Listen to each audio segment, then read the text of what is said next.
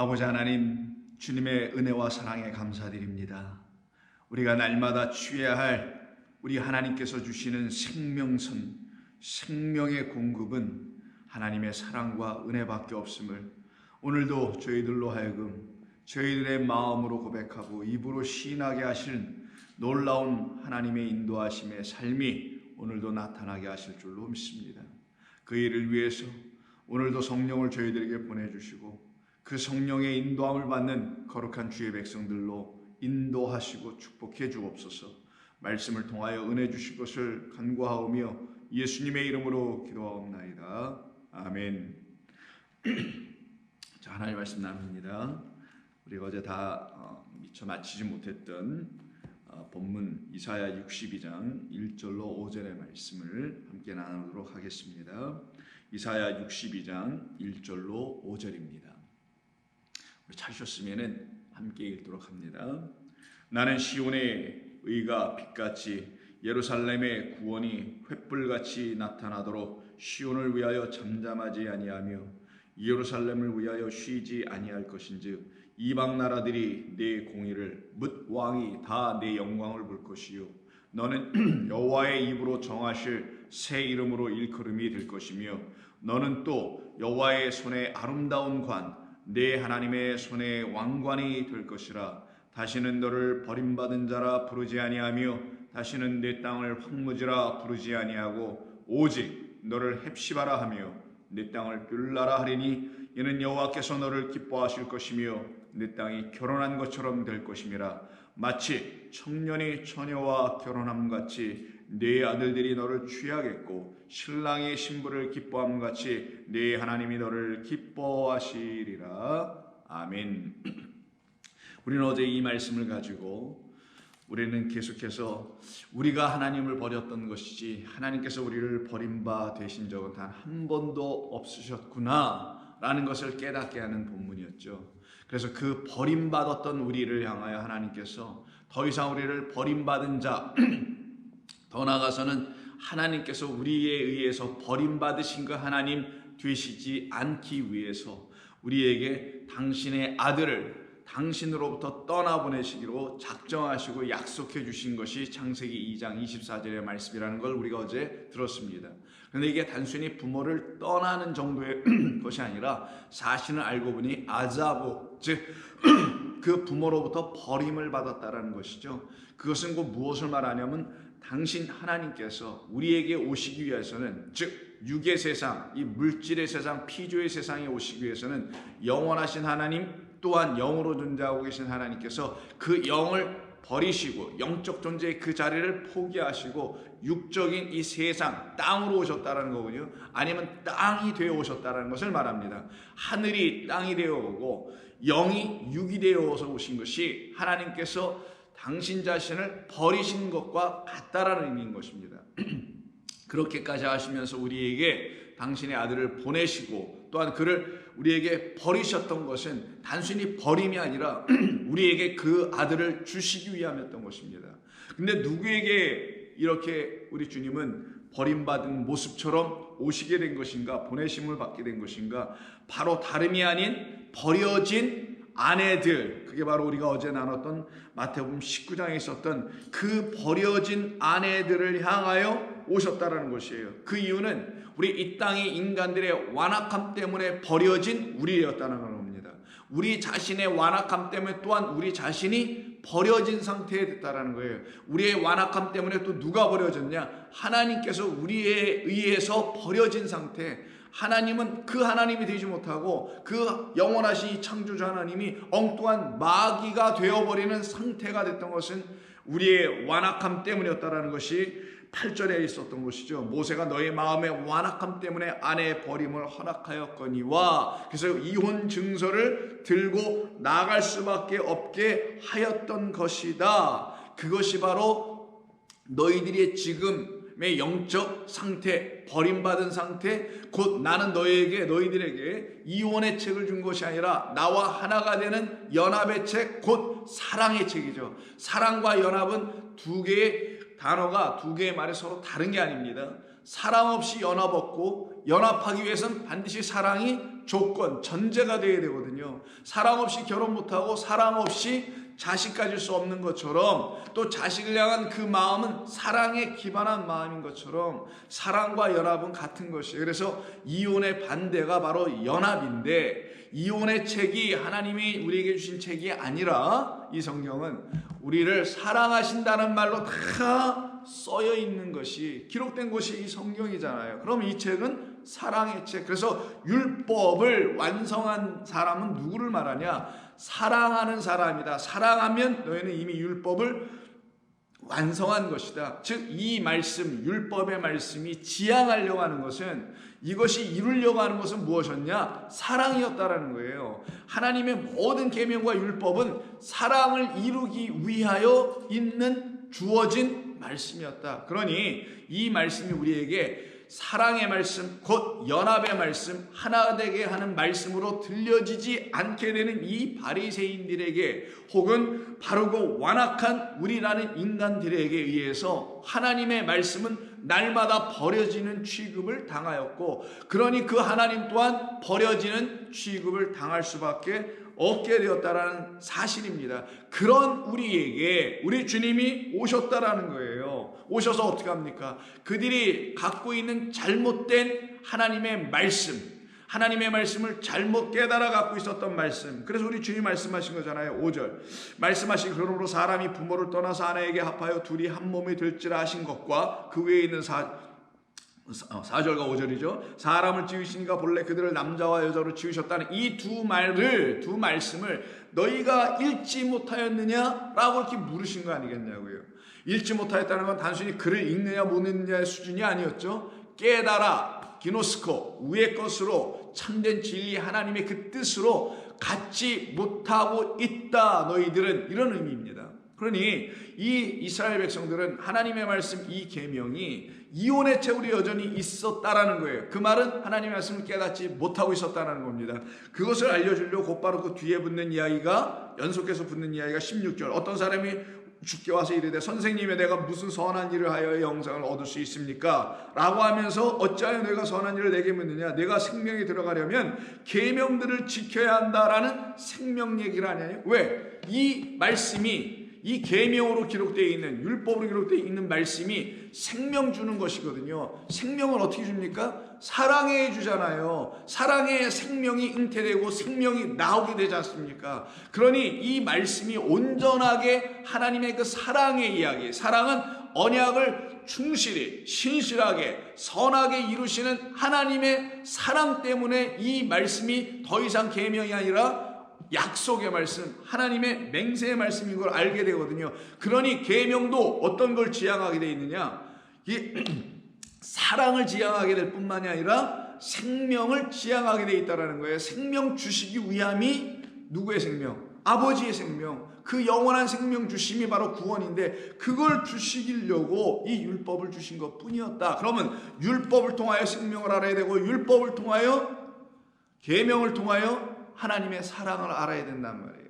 그런데 이 젊은 청년은 돈은 많이 있는지 모르지만 바로 이 계명만 갖고 있었던 사람이에요. 그래서 뭐라고 하냐? 이르되 어느 계명이 오니까 예수께서 이르시되 살인하지 말라 등등 이런 걸 쭉 말씀하십니다. 그랬더니 그 청년이 20절에서 대답하기를 이 모든 것을 내가 지켰습니다. 아직도 무엇이 부족합니까? 라고 해요.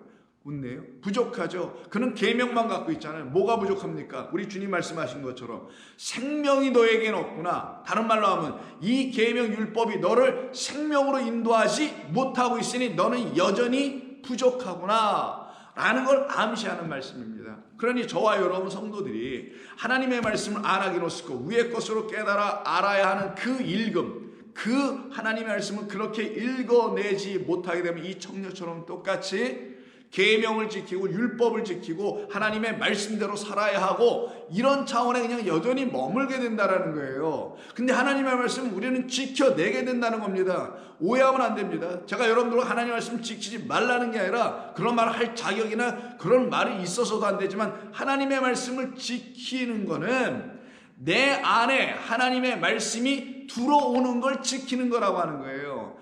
내 눈앞에 보이는 타자로서, 밖에 있는 것으로서 하나님의 말씀을 늘 취하면 그는 겉으로 지키려고 흉내내고 애를 쓰고 그래서 무거운 짐진 자 되는 겁니다. 그런데 하나님의 계명, 율법을 쭉 성경을 읽어보니 이거는 그런 게 아니었구나. 이건 다 약속이었구나. 여러분, 어느 말들이, 세상에 어떤 말들이 몽땅 다 약속만으로 써주는 말씀이 어디 있어요? 의무사항, 내가 꼭 해야 될 의무사항 같은 건 있어야 되지 않을까요? 세상의 이야기 속에는. 그런데 이 성경은 우리에게 어떤 의무를 묻지 않는다라는 거예요. 이게 은혜라는 겁니다. 그래서 기독교 신앙을 은혜라고 하는 거예요. 사랑에 앞서 있는 것이 어쩌면 은혜일 수 있어요. 은혜도 모르면 사랑은 알 길이 없는 거예요. 하나님의 은혜가 뭔지를 알아야 하나님의 사랑하는 거거든요. 즉 은혜는 뭐냐? 우리에게 뭘 요구하는 게 아니라 하나님은 뭐 능력이 없어서 우리에게 어떤 부탁을 합니까? 뭘 하라고 요청을 해서 나라 뭐 어떻게 해보라고 그러실 이유가 어디 있냐고요. 오직 우리는 그의 은혜와 사랑을 수혜 받아야 될 사람들의 불과한 피조물입니다. 그가 우리를 돕지 아니하시면 우리는 단 한순간 1분 1초도 살아갈 수 없는 존재, 이것만 알아도 우리는 은혜로 살아야 한다는 거 다 아는 거 아니냐고요. 그런데 이 사람은 바로 그러지를 못하고 있었던 거예요. 그게 바로 이 사람만의 문제가 아니라 이 앞에 있었던 바리새인들에 대한 문제예요. 이 땅 우리 인간 모두의 문제예요. 우리 완악한 마음을 악한 말을 하고 있는 우리들의 문제였던 것이죠. 여기서 악한 말은 의미를 아시죠? 그 진리를 말하지 못하는, 그 위의 뜻으로 깨달아 알지 못하고 땅의 것, 인간의 삶에 그냥 적용하여 알았다고 하면서 그걸 자기들의 신앙, 종교 등등에 적용하여 규율고 계율로 삼아서 그거를 실천 행동하고 있는 그거를 놓고 소위 말씀대로 산다라고 하는 것이었는데, 그게 바로 악한 말을 하는 자 너의 마음의 완악함 때문이었다라고 얘기하는 겁니다. 인간의 마음으로 그저 살아가고 있는 것을 말하는 것이죠. 거기에서 예수님께서 너에게 부족한 것은 계명이 너에게 지금 하나님의 사랑이 되게 하지 못하고 있고, 그 계명이 율법이 너에게 지금 생명을 주고 있지 못하잖아. 난 약속했잖아. 하나님께서는 너희가 살인하지 말라, 여기 보면 살인하지 말라 라는 말씀을 들으면 너희는 살인하지 않으려고 했었지만 내 말은 이게 약속인 걸 알아야 한다라는 거야. 하나님의 말씀은 처음엔 계명으로 줬지만 못 지키는 거 너희들 깨달았냐? 그럼 이게 뭘로 바뀌게 할 것이다. 하나님이 두 번째 돌판을 다시 줄 때 깨버리시고, 첫 번째 거는 언약과 약속으로 주신다. 그럼 이 모든 건 다 약속으로 들어야 된다는 말이잖아요. 그럼 살인하지 말라라는 말을 약속으로 해석하면 어떻게 되겠어요? 내가 너희로 살인하지 않게 해줄게. 두 번째, 간음하지 말라. 내가 너희로 간음하지 않게 해줄게. 도둑질하지 말라. 내가 너희들로 하여금 내 말을 도둑질하지 않게 해줄게. 그 말은 무슨 말이겠어요? 너희들 뜻대로 막 가져가고 취하는 자들이 내 말을 가져가고 취하는 게 도둑질이니까 그런 거 하지 않게 하고 내가 공급해 줄게. 그래서 누굴 보내주신다고 약속하는 겁니까? 나의 영, 성령을 보내서 진리의 영이 너희를 가르치고 인도하게 해줄게.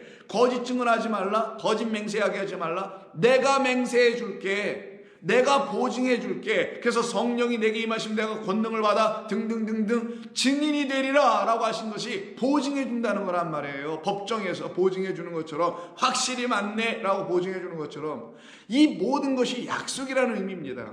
그러니 내게 더 이상 살인하지 말라라는 말씀을 들었을 때 이걸 약속으로 듣지 못하고 계명으로, 율법으로만 여전히 듣고 있는 사람들에게는 그걸 자기가 해보려고 했다라는 거예요. 그래서 나는 다 지켰습니다라고 이가 당당하게 말했지만 이걸 놓고 뭐라고 하냐? 무지한 백성이라고 하는 거예요.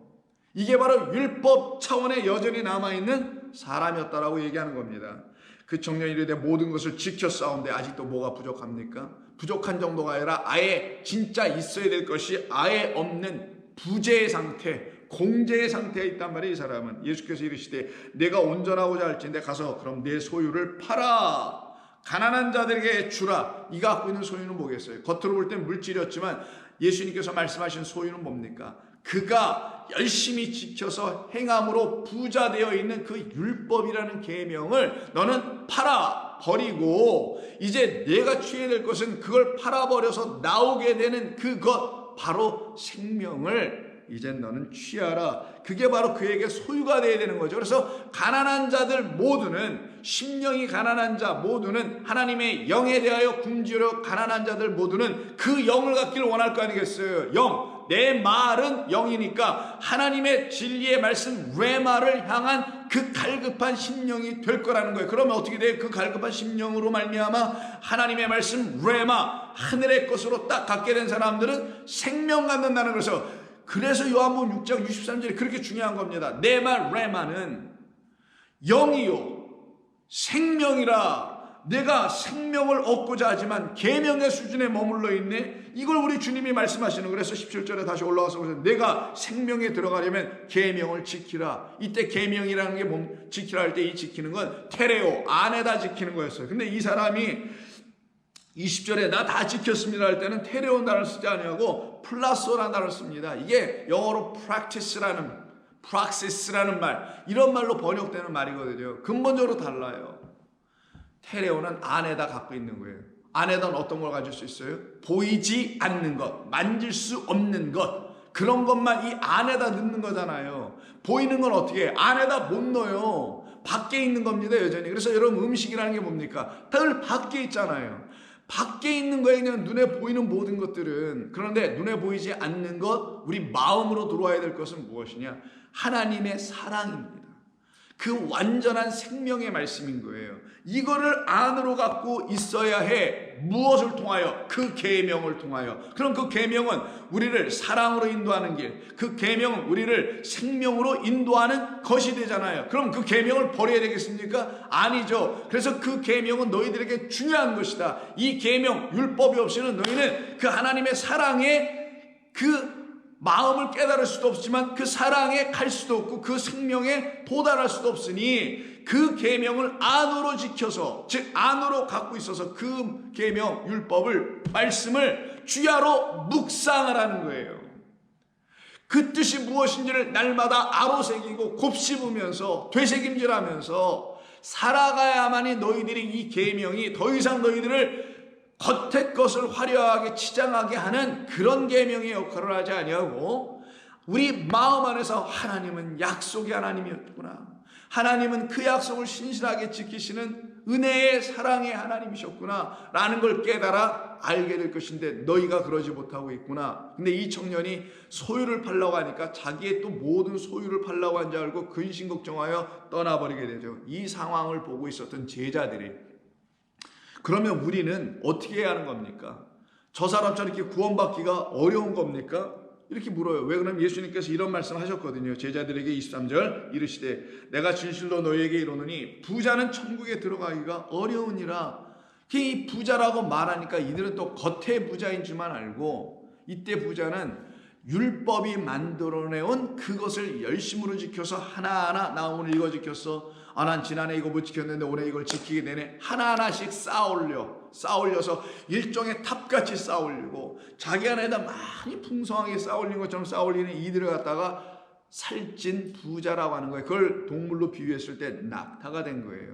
그러면 낙타가 되지 않고 완전히 가난한 자가 되면 쪽 빠질 거 아니겠어요. 그래서 가난한 자 되라는 거예요, 자꾸만 성경에서. 그럼 비유죠. 낙타는 아주 큰 동물이니까 그렇게 살찌고 큰 동물이 되면 바늘기로 못 들어가, 좁은 문으로 못 들어가, 내 안으로 못 들어와, 이런 말씀이에요. 당시 좁은 문이니까. 근데 너희가 가난한 자 되면 쪽쪽쪽 빠지겠죠. 그 말은 비유로 말하는 거죠. 아무리 가난해져도 바늘기는 못 들어갈 거 아니에요. 근데 이게 비유니까 너희가 갖고 있는 그 부라는 거짓된 말을 다 빼버리면 그때 너에게는 참된 생명의 말씀이 들려지기 시작하고 들어오기 시작할 거야. 그럼 그때 너희들은 천국으로 인도하시는 아버지를 만나지, 그러니 사람으로는 할 수 없으며 오직 하나님으로서만 구원을 이루게 하실 수 있는 거야 라고 우리 예수님이 가르치는 거란 말이에요. 근데 이 말을 온전히 다 깨닫지 못하고 베드로는 뭐라고 얘기하냐?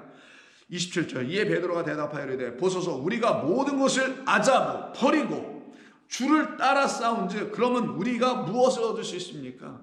이 베드로는 뭘 이렇게 버리면 되는 줄 알았던 거예요. 근데 이 부자 청년은 못 버렸죠. 근데 우리는 버렸다라는 거잖아요. 그래서 서로를, 부자 청년과 자기 자신 베드로가 서로 대조시켜서 나는 저 사람과 같지 않고 당신을 지금 따라오고 있잖아요. 저 사람은 팔고 그랬더니 팔지 않고 그냥 떠나가지 않습니까? 우리는 팔고 왔는데 저 사람에게 팔고 오면은 하늘의 보화를 그가 취하게 될 거라고 말씀하셨는데, 그러면 우리에게 당신이 주시려고 한 하늘의 보화는 뭡니까? 우리 다 팔고 왔는데 지금 이러고 있는 거예요. 그럼 예수님께서 말씀하시는 그 내용이 너희들의 모든 삶의 근거를 다 팔아버리고 내가 오라고 저 사람에게 말한 것이었으면 너희들에게도 내가 또 그렇게 말하여 너희들을 데리고 온 것이냐? 갈릴리에서. 이렇게 우리 주님도 반문하실 수밖에 없게 되겠죠. 자, 다시 보세요. 이에 베드로가 대답하되 우리가 모든 것을 버리고 따랐다고 얘기합니다. 그런즉 우리는 모든 것을 버린 그것에 대하여 그런 우리의 애씀 헌신에 맞대요. 그럼 우리가 받을 보상은 뭡니까? 라고 묻는 거거든요. 우리가 무엇을 그럼 얻을 수 있습니까? 예수께서 이르시되 내가 진실로 너희에게 이르노니 세상이 새롭게 되어 인자가 자기 영광의 보좌에 앉을 때에 나를 따르는, 그래 너희들 말대로 버리고 나를 따르는 12 보좌에 앉아 이스라엘 12지파를 심판하리라. 이게 너희들에게 주는, 너희들이 얻을 것. 그럼 심판이라는 게 뭐예요? 하나님의 말씀으로의 심판입니다. 세상의 심판은 뭐 살리냐 죽이냐 뭐 이런 게 심판이지만 하나님의 말씀의 심판은 전부 다 살려내는 거거든요.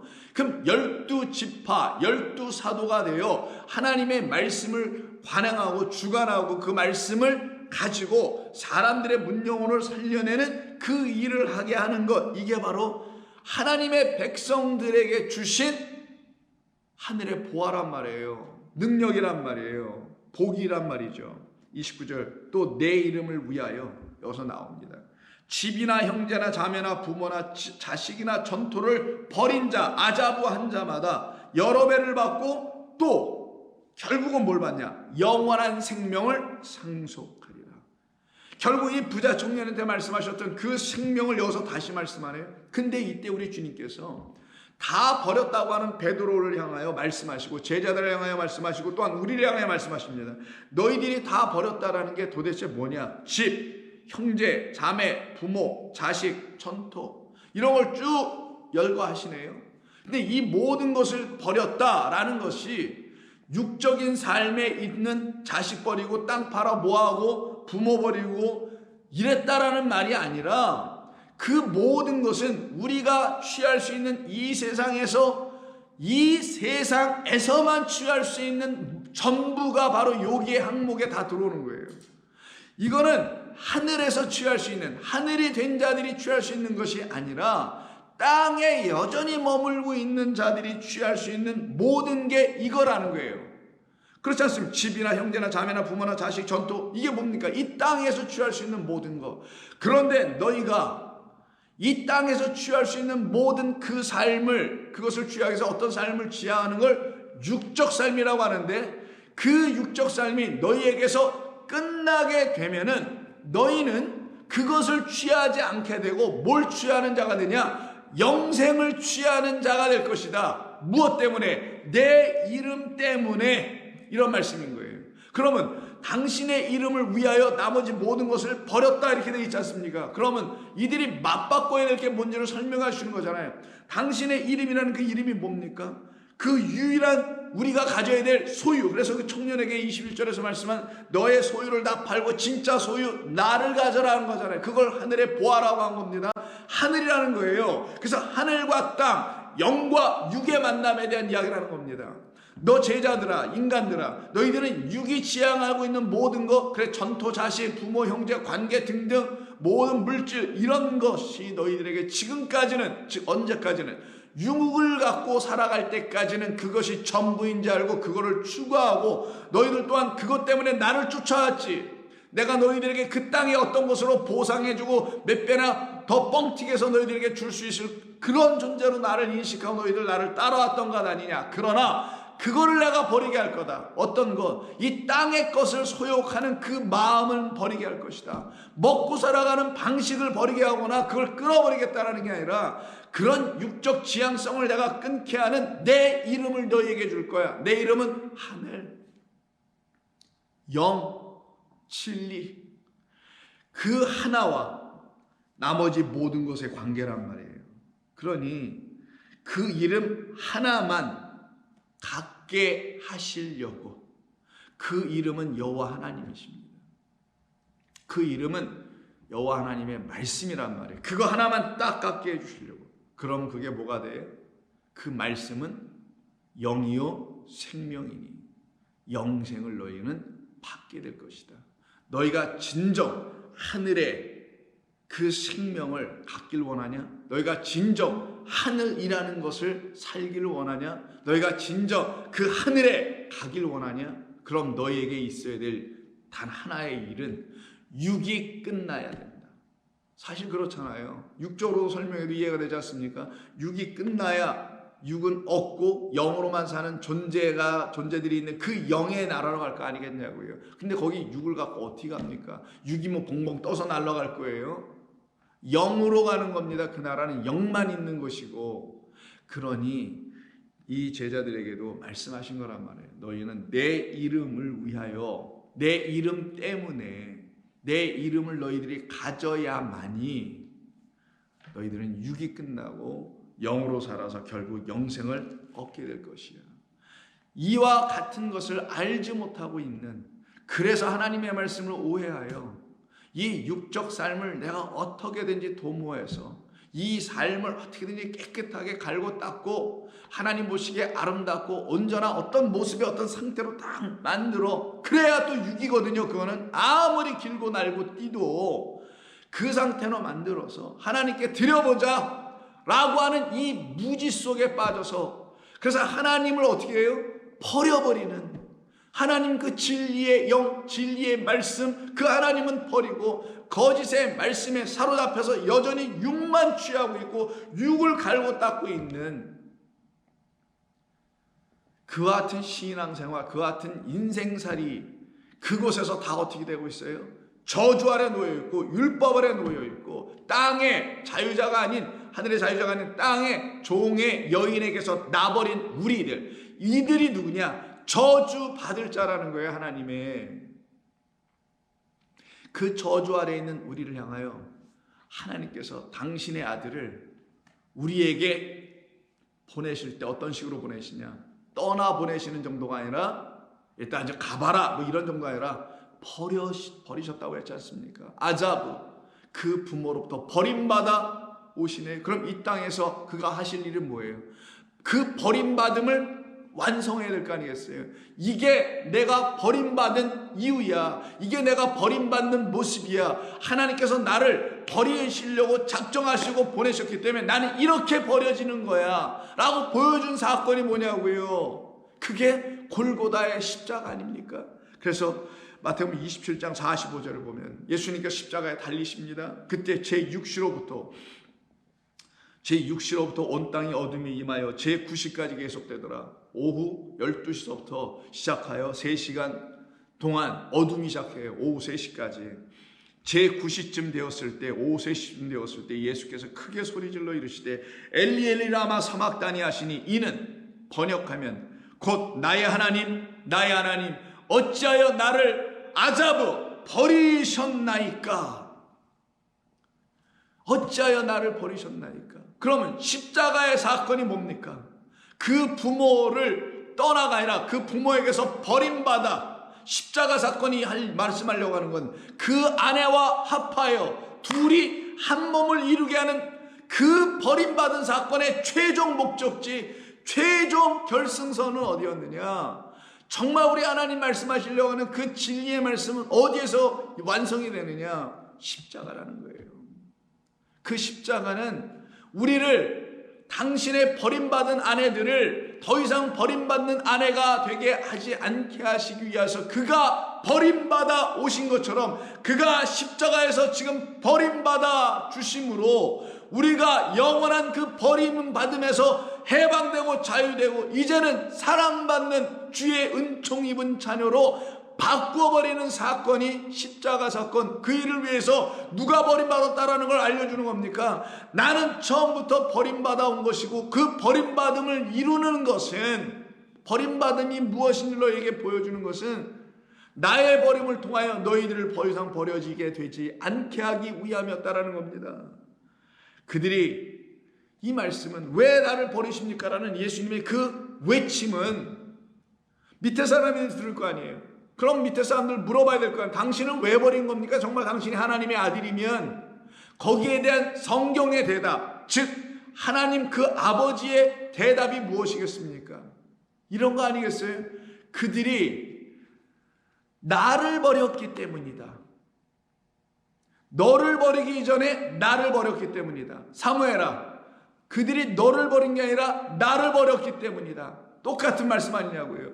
그들이 나를 버렸음을 내가 그들로 알게 하기 위하여 내가 오늘 내 아들 너를 이 십자가 그 저주의 나무에 매달아 버림으로 나를 버리고 떠난 그들이 받아야 할 그 저주, 이렇게 다 십자가에 못 박혀 죽을 수밖에 없는 그런 저주 아래 있다라는 걸 가르치기 위함이야. 그러나 그 저주와 그 버림받음이 그들에게는 있게 하지 아니하고 내가 너를 버림으로 내가 버려지는 그 대신에 내가 수풀에 그 뿔이 걸린 순양이 되게 하는 그 대신에 내가 그들은 버리지 않겠다는 나의 약속과 나의 언약을 내가 지금 너와 더불어 이루어내고 있는 것이다.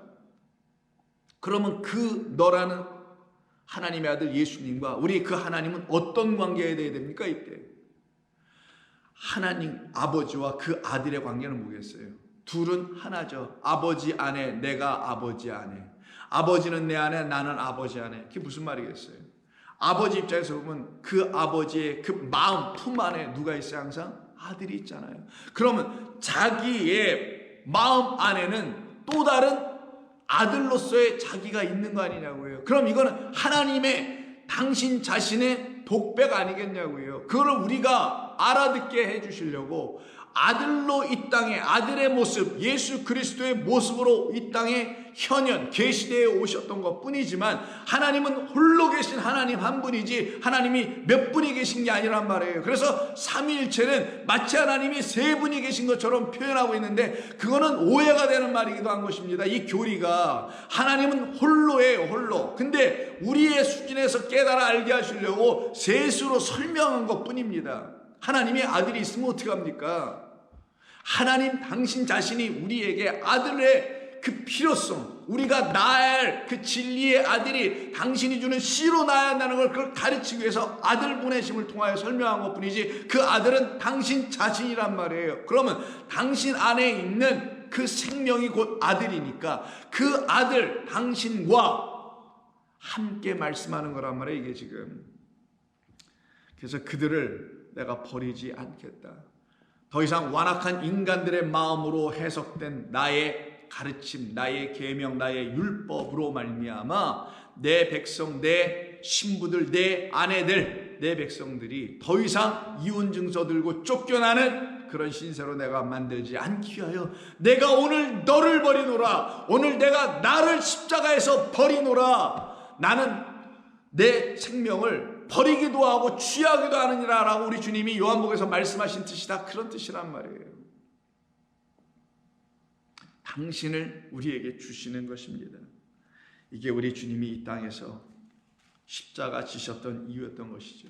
그런데 이걸 백성들이 알지 못해요. 그래서 거기서 외치고 큰 소리를 지르시게 됐던 겁니다. 왜? 세상을 향한 외침이고 일침이기도 한 것입니다. 깨달아 알아야 한다는 거예요. 왜? 백성들이 깨달아 알지 못함으로 하나님을 버리고 떠난 결국이 되어버렸잖아요.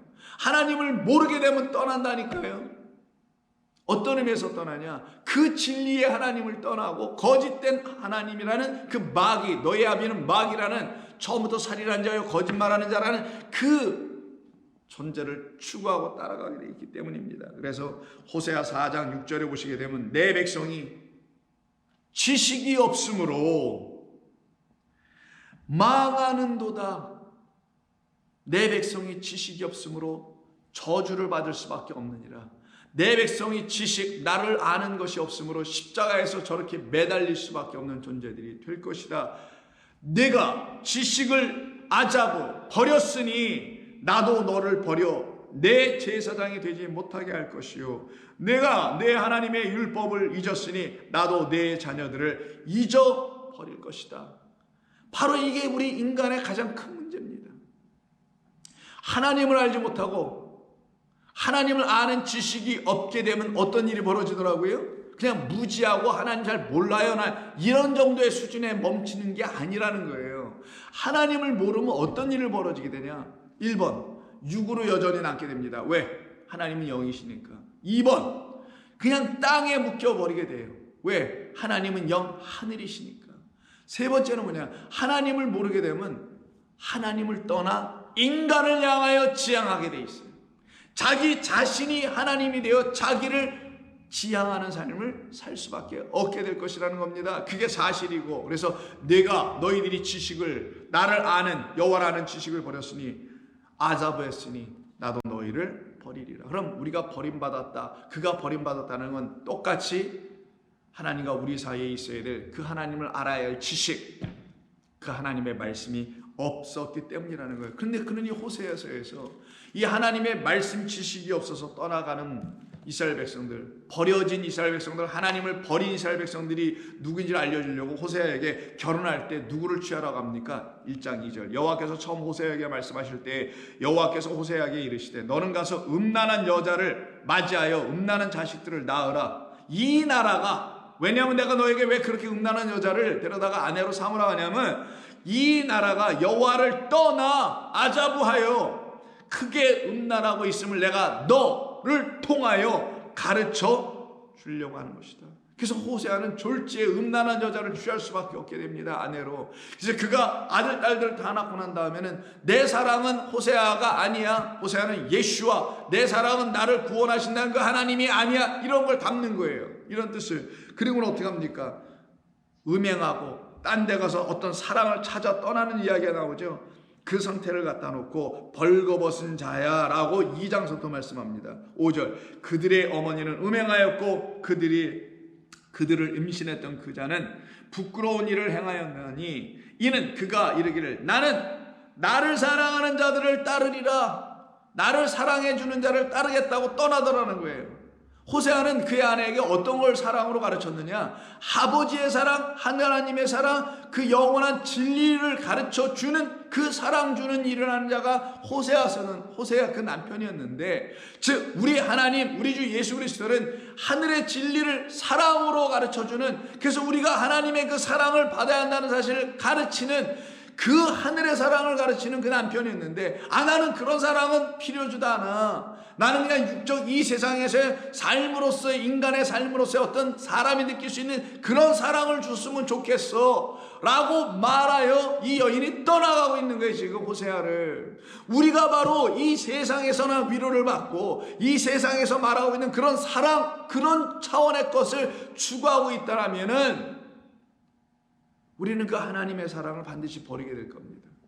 그 영원한 그 우리의 남편 하나님의 그 사랑을 받기를 원치 않을 거예요. 그래서 이 여인이 나를 당신과 같이가 아니라, 당신처럼이 아니라 세상의 일반 사람들처럼 사랑해 줄 수 있는, 난 그런 사랑 필요해. 나의 육을 채워줄 수 있는 사랑 필요해. 나에게 집과 전토와 자식과 부모와 형제 이런 걸 잔뜩 줄 수 있는 그런 사랑이 난 필요해. 나를 그렇게 사랑해 줄 수 있는 사람을 찾아갈래라고 사랑하는 자들을 따르겠다라는 얘기를 합니다. 그들이 내 떡과 내 물과 내 양털과 내 삶과 내 기름과 내 술들을 내게 준다 하였음이라 라고 하잖아요. 나를 사랑해 준다고 하는 사람들이 전부 다 떡과 물과 양털과 삶, 옷을 만드는 것, 기름, 먹을 것들, 술들을 내게 준다. 그래서 나 이런 거 주는 자들 나 찾아갈래. 그래서 베드로를 향하여 아까 말씀하신 너의 본토 친척 아비집을 떠나는 것처럼 너희에게 준다고 하는 이 땅의 것만 준다고 하는 자들, 그래, 그건 너희들에게 반드시 필요하니 너희는 고아가 아니고 너희는 아버지가 없는 자들이 아니니 이방인들처럼 이것 달라 저것 달라, 목을 입을 것을 달라 뭘 달라 구할 것이 아니다. 너희는 이미 그런 건 다 받은 자들이다. 너희들이 구할 것은 하늘의 것, 그 하늘 아버지, 너희들의 영원한 남편, 그가 주는 사랑을 달라고 얘기해야 되는 거야. 그 하늘의 생명을 달라고 얘기해야 되는 거야 라는 걸 가르치신 것인데, 그걸 추구하지 아니하고 그걸 갖지 아니하고 이 세상이 내어주려고 하는, 인간이 내어주려고 하는 것을 찾아가고 있는 이 사람, 이 호세아의 부인은 곧 우리들의 모습을 보고 얘기하시는 겁니다. 그러므로 내가 가시로 그 길을 어떻게 한대요? 막아버릴 거야. 가시를 딱 놓고 한 발도 뛰지 못하게, 밟으면 곧바로 찔려서 아야 하면서 더 이상 나아가지 못하도록 하시겠다. 이게 무슨 말씀이에요? 하나님께서 우리를 한 번도 버리신 적이 없다라는 거예요. 오직 우리만 하나님을 버렸노라라는 것입니다. 그러므로 내가 가시로 그 호세아의 부인 곧 우리들의 길을 막으며 담을 쌓아 그로 그 길을 찾지 못하게 하리니. 어떤 길? 그들이 추구하는 그 길이 사망의 길인 것을 하나님이 아시니 그 사망으로 가지 못하게 하실 것이다. 그가 그 사랑하는 자를 따라갈지라도 미치지 못하며 만나지 못하게 할 것이며 그들을 찾을지라도 만나지 못할 것이라. 그제야 그가 이르기를 내가 본 남편에게로 돌아가리니. 우리의 영원한 본 남편, 본래의 남편 하나님, 본 남편에게로 돌아가리니 그때 내 형편이 지금보다 나았음이라 함이라. 이제 내가 그 수치를 10절 그 사랑하는 자의 눈앞에서 드러내리니. 이제 너 알겠느냐? 너의 부끄러움은 무엇인지, 너의 수치가 무엇인지 알겠느냐? 내가 나를 버리고 떠났던 그 수치가 이제 무엇인지 알겠느냐? 그러나 나는 너를 여전히 사랑하노라. 우리에게 그 수치와 부끄러움을 다 들춰 보여주신 이후에 하나님이 하시는 말씀이 또 있습니다. 그 수치와 부끄러움을 정말 깨달은 사람들에게만 주시는 진짜 하나님의 음성이 또 들려진단 말이에요. 그게 뭡니까? 그런 너를 내가 사랑하노라. 이런 나를 여전히 사랑하고 계셨군요 라는 그 고백이, 깨달음이 여러분에게서 터져나오게 된다는 거예요. 언제? 그 수치를 알 때, 언제 내가 하나님을 버리고 떠났다는 사실을 알 때, 내가 땅의 것에 묶여있다는 사실을 깨닫게 하시는 하나님의 음성과 말씀을 들을 때에 비로소 그런 일이 벌어지게 되죠. 그리고 하나님이 말씀하십니다. 내가 그 길을 막고 너가 다른 신랑, 다른 사랑하는 자, 내가 설정하고 너가 찾려했던 그 사랑하는 자들 만나지 못하게 하고 다 내게 돌아오게 할 거야 라고 하는 그 약속을 이루어내시기 위해서 하나님께서 뭐라고 하시냐? 2장 16절 여호와께서 이르시되 그날에 내가 수치를 보고 내 사랑을 깨달은 그날에 내가 나를 내 남편이라 일컫게 될 것이다. 그리고 다시는 내 바알이라고 일컫지 않게 될 것이다. 그 바알로 나를 깨달아 알게 되지 않게 할 것이다. 내가 바알들의 이름을 그의 입에서 제거하고, 아까 예수님 말씀하셨죠. 그의 이름을 위하여, 나의 이름을 위하여 너희가 모든 걸 버리게 되면 너희는 어떤 걸 갖는다고요? 영생을 상속받으리라 하는 것처럼 바알들의 이름을 다 버리고, 여기서 바알들의 이름, 바알이 내주겠다는 거짓된 약속들, 땅의 것들을 다 버리게 되고 그의 입에서 제거하여 다시는 그의 이름을 기억하여 부르는 일이 없게 하며 오직 여호와 그 이름을 위하여, 그 이름 때문에 영원한 상속인 생명, 영생을 얻는 자들 되게 하시겠다. 그날에는 내가 그들을 위하여 들짐승과 공중의 새와 땅의 곤충과 더불어 언약을 맺으며 또 이 땅에서 활과 칼을 꺾어 전쟁을 없이 하고 그들로 평안히 눕게 하리라. 내가 내게 장가들어, 바알입니다 이 단어가. 그게 오늘 본문의 뷸라 아니냐며, 뷸라로 번역된 거 아니냐고요. 내가 내게 장가들어 영원히 살되 공의와 정의와 은총과 긍휼이 여김으로 내게 장가들 것이다. 할렐루야. 진리로 내게 장가들어, 진실함에 되어 있지만 진리로 내게 장가들어 내가 여호와를 어떻게 하리라? 알리라. 아까 4장 우리가 읽었을 때 뭐예요? 너희가 나를 아는 지식을 버렸으므로 버림받은 자들의 수준으로 떨어졌는데 이제는 진리로 우리에게 오시네. 그 진리의 말씀 안에는 하나님의 은총, 긍휼, 정의, 공의, 이 모든 것이 담겨 있네요. 이건 다 우리를 구원하시는 하나님의 도구들이에요. 하나님의 능력의 말씀들.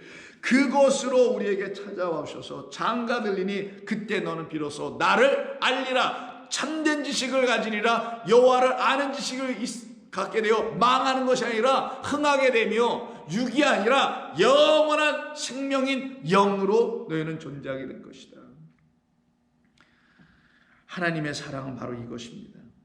하나님의 사랑은 바로 하나님의 백성 아니었던 우리, 버리고 떠나서 버림받은 상태로 떨어졌던 우리, 그런 우리를 향한 하나님의 찾아오심이에요. 그래서 23절 끝에 내가 나를 위하여 그를 이 땅에 심고 나를 위하여 외로움을 썼어요. 내가 나에게 약속한 것이 있기 때문에, 내가 나에게 맹세했기 때문에, 그래서 나는 그 맹세한 나를 위하여 신실하게 이 약속 언약을 다 이루고 있는 것이다. 그런 뜻이에요.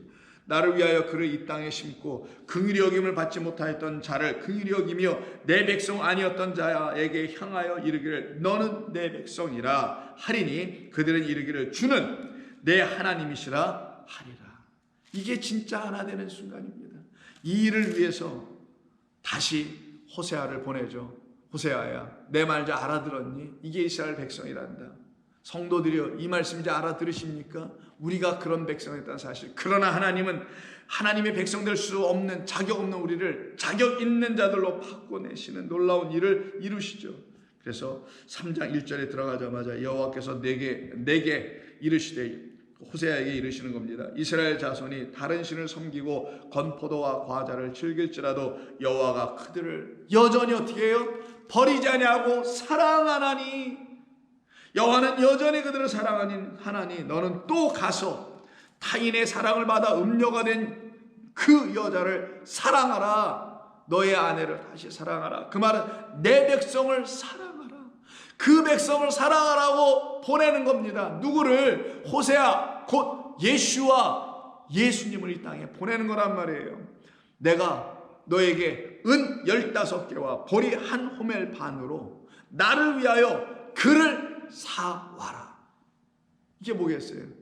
버림받아 백성 아닌 우리를 다시 버림받지 않은 하나님의 사랑과 은총과 긍휼과 정의와 공의를 받은 자, 그래서 하나님의 백성이 되는 그 지식을 갖게 되는 자로 삼으시려고 버려진 자, 팔려나간 자, 그를 다시 아내로 삼아 데리고 올 때 필요한 지참금이 은 15개, 그리고 1호멜 반. 1호멜은 10에바니까 1호멜 반은 15에바를 말합니다. 그럼 둘 다가 15이네 합하여 30이 되는 거예요. 이게 은 30에 우리 주님이 팔려나가셨던 당신의 몸값이었습니다. 그 당신의 몸값을 지불하고 누구를 사와요? 그 지참금을 내주고 신부를 데리고 오듯이 자기의 몸값을 지불하고 우리라는 하나님의 신부들을 취하여 하나님의 백성이 되게 하여 더 이상 음행하지 않도록 하게 하시겠다. 음행, 간음, 거짓된 말과 연합하는 자, 그래서 이혼 상태에 여전히 떨어져 있는 자, 이혼은 음행했기 때문에 이혼당하는 거니까, 그래서 그 상태가 되지 않게 하시겠다. 더 이상 거짓된 말을 듣게 하지 아니하시겠다. 그래서 그에게 이르기를 너는 많은 날 동안 나와 함께 지내고 음행하지 말며 다른 남자를 따르지도 말고 내게 그리하리라 하였노라 라고 다시 데리고 오는 역사입니다. 그러면 하나님께서는 우리를 향하여 끊임없이 말씀하시는 거잖아요. 내가 너를 버리지 않을 거야. 내가 너를 여전히 사랑한다. 나는 너를 한 번도 버린 적이 없다. 그래서 야곱, 세상의 것을 추구해 보려고 쫓아가고 있었던 야곱, 뒤꿈치를 붙잡고 발뒤꿈치를 붙잡고 쓰러뜨리는 자로서의 그 야곱이 지금 장자권을 취하여 도망가고 있었었죠. 형이 죽일까 무서워서. 그때 그가 부엘세바를 따라 하란으로 가는 중에 루스라는 땅, 곧 베델이 될 그 땅에서 하나님을 환상에서 만나죠. 그때 하나님께서 그에게 다음과 같은 음성을 주십니다. 창세기 28장 13절 또 본즉 여호와께서 그 위에 서서 이르시되 나는 여호와니 너의 조부 아브라함의 하나님이요 이삭의 하나님이라. 내가 누워있는 땅을 내가 너와 네 자손에게 주리니 네 자손이 땅에 티끌같이 되어 내가 서쪽과 동쪽과 북쪽과 남쪽으로 퍼져나갈지며 땅의 모든 족속이 너와 네 자손으로 말미암아 복을 받으리라 라는 이런 하나님의 음성이 들려요. 근데 이게 전부가 아니었어요. 진짜 받아야 될 음성은 이거였던 겁니다. 그가 들어야 될 것은 내가 너와 함께 있어. 15절 내가 어디로 가든지 너를 지키며 항상 함께 한다는 거예요. 단 한순간도 버리지 않았다라는 거예요. 지금까지도 그랬고 앞으로도 그럴 거라는 겁니다. 너를 이끌어 이 땅으로 돌아오게 할지라 내가 내게 허락한 것을 다 이루기까지 너를 아자부 버리지 떠나지 아니하리라 라고 말씀하시네요.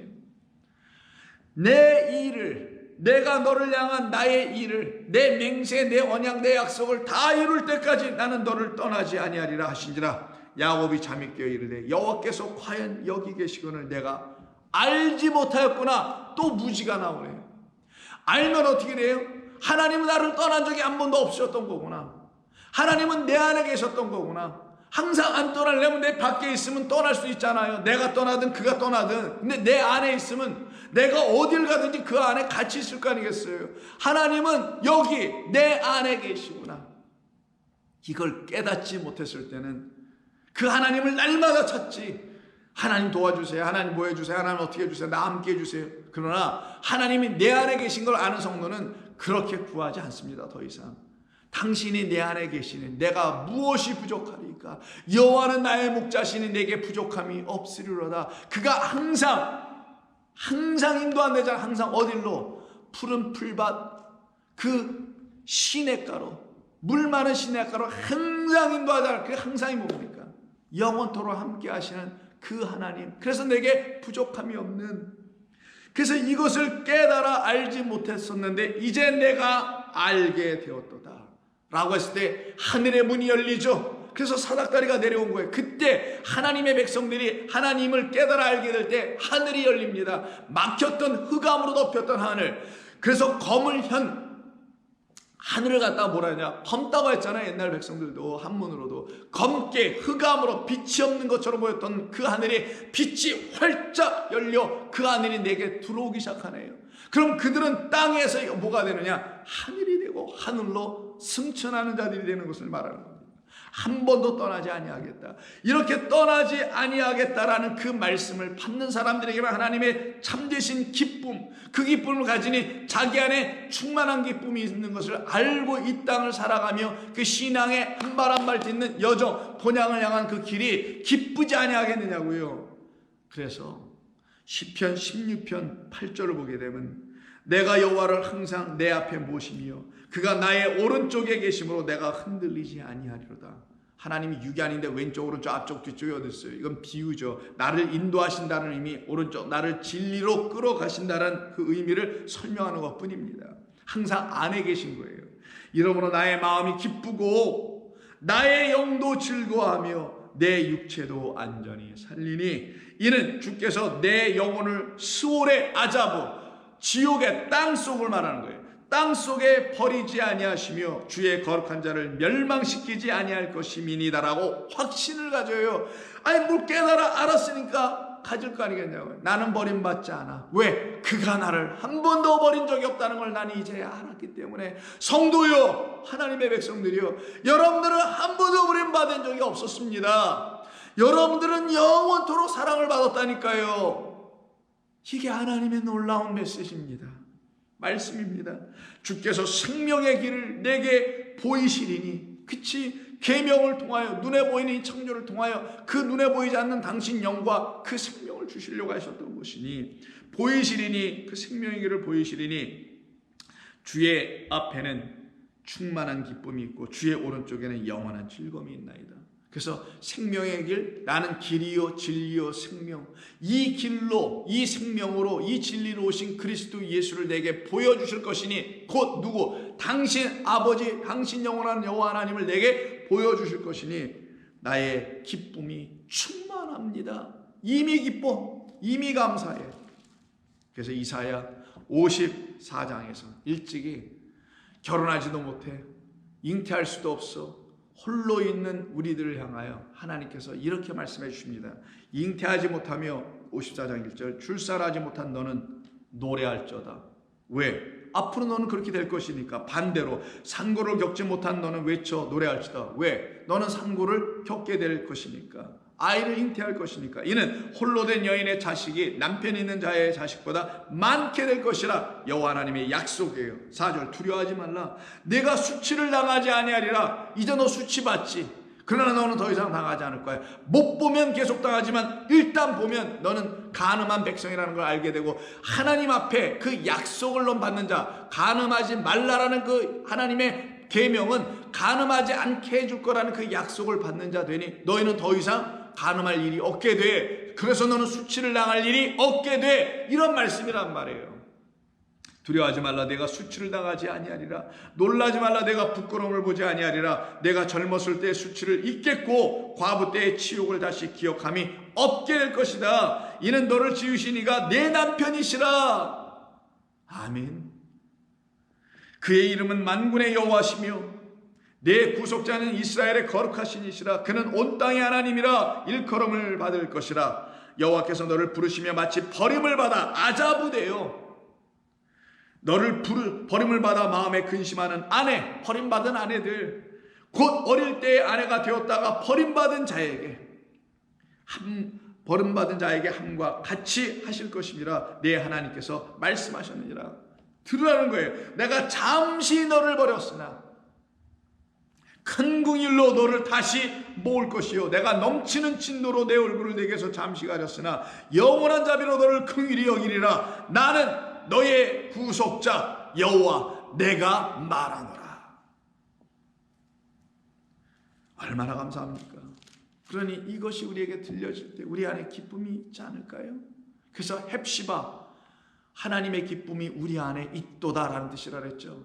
왜? 뷸라가 돼 있으니까. 그가 우리를 아내로 삼아 장가 들어주셨기 때문에. 그래서 같은 이사야 60장 15절에 전에는 내가 버림을 당하며 아자부 당하며 미움을 당하였으므로 내게로 가는 자가 한 사람도 없었었다.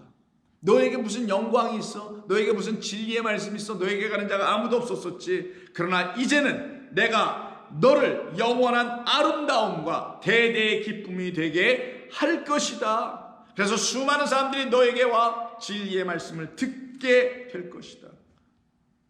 그럼 더 이상 그런 이 존재들은 홀로가 아니죠. 혼자가 아니죠. 전에 내가 홀로였고 과부였고 남편 없는 자, 자식 없는 자 이렇게 혼자였었지만 너는 더 이상 홀로가 아니야. 홀로 있는 것, 독처하는 것이 보기에 좋지 않으셨으니 하나님께서 우리에게 찾아오시죠. 그래서 요한복음 14장에서 우리 주님이 이렇게 말씀하십니다. 내가 이젠 떠날 때가 됐다 하니까 깜짝 놀라서 근심하고 있는 제자들을 향하여 하시는 말씀이 뭐라고 합니까? 아니야. 14장 18절 내가 너희를 고아와 같이 버려 두지 아자부하지 아니하고 너희에게로 오리라. 아멘. 우리를 고아와 같이 버려두지 않아요. 왜 이런 말을 쓰셨겠어요? 고아와 같이 버려졌던 당신이 있었잖아요. 그 부모로부터 버림을 받아 이 땅에 육으로 오셨던 당신이 지금 하시는 말씀, 너희들이 바로 이와 같은 상태란다 라는 걸 가르쳐주며, 그러나 너희는 내가 이 땅에 버려진 자, 십자가에서 버려진 그 하나님의 우리를 향한, 너희들을 향한 그 사랑을 다 이루게 되시면 나로 말미암아 하나님의 영이 너희들에게 들어가 그 하나님은 영이시니 그 하나님을 너희들이 정말 영원한 너희 아버지여 남편으로 취하게 되어 너희는 혼자도 아니며 너희는 부모 없는 고아도 되지 않게 할 것이다. 부모 있는 자 만들겠다라는 거잖아요. 고아와 같이 내버려 두지 않다는 것은, 그는 이 말은 너희는 한때는 지금까지는 고아였다라는 말이잖아요. 어떤 의미에서 고아? 육신의 아버지 어머니 이들이 외웠겠어요. 그런 의미의 고아입니까? 아니죠. 하늘 아버지, 하늘 어머니인 그 하나님의 참된 성전과 하나님의 참된 말씀이 우리 가운데 세워지지 않았기 때문에, 그런 의미에서 고아에 있었던 우리를 당신이 성전되어 오셨고 당신이 말씀되어 오심으로 그가 우리에게 누구 역할? 부모 역할, 하늘의 아버지가 되시니 더 이상 고아가 되지 않는다는 거예요. 그럼 우리의 부모는 하나님이시니 하나님은 영이시다. 그럼 하나님의 영, 진리, 생명의 말씀을 갖고 있지 못한 이 땅의 모든 존재를 누구라고 하냐? 다 고아다라고 하는 거예요. 그런 의미에서 고아, 육으로만 사는 자들, 그것이 바로 고아였던 것인데 더 이상 너를 육으로만 존재하게 하지 아니하고 말씀을 가진 육, 생명 가진 육, 영으로 존재하고 있는 육, 이렇게 내가 너희를 삼아낼 것이야 라고 약속해 줍니다. 그러니 이 말을 들었던 제자들은 어떻게 하겠어요? 항상 우리와 함께 하실 것이라는 것을 알게 되죠. 항상 너희와 함께 할 것이야. 너희 안에 내가 존재할 거야.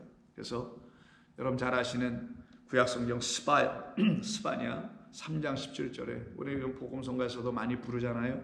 너희 하나님 여호와가 너희 가운데 계시니, 우리 가운데 우리 안에 계시니, 중심에 딱 계시니 그는 구원을 베푸실 전능자이시라. 그가 너로 말미암아 기쁨을 이기지 못하시며 헵시바하시며 너를 잠잠히 사랑하시며 너로 말미암아 즐거이 부르며 기뻐하시리라. 아멘. 이게 우리입니다. 이게 저와 여러분의 새로운 삶이며 새로운 모습입니다. 이와 같은 놀라운 은혜가 우리 가운데 있게 될 때, 오늘 본문이 말하는 것처럼 다시는 너를 버림받은 자라 아니었죠. 이 번역은 다시는 내가 너에게 버림받은 자 되게 하지 않을 거야. 그 말이 더 강력합니다. 나는 너에게 들어갈 거야, 이 말씀이니까. 내 땅에게도 더 이상 나는 황무지가 되지 않을 거야. 나는 씨 가진 자, 나는 생명 가진 자가 되어 그 생명을 너희 안에 심어줄 거야. 뿌려줄 거야. 자라게 할 거야. 생명나무 되게 할 거야. 기도하겠습니다. 하나님 고맙습니다. 오늘도 주님이 주신 이 귀한 말씀으로 우리의 영혼을 소생시키신 하나님께 감사드립니다. 이 말씀이 성도들의 그 영혼에 그 영들을 살려내는 생명의 양식이 되게 하여 주옵소서. 오늘도 살아가는 이 하루를 주의 은총 가운데 거하게 하실 줄로 믿고 감사하며 예수님의 이름으로 기도드립니다. 아멘.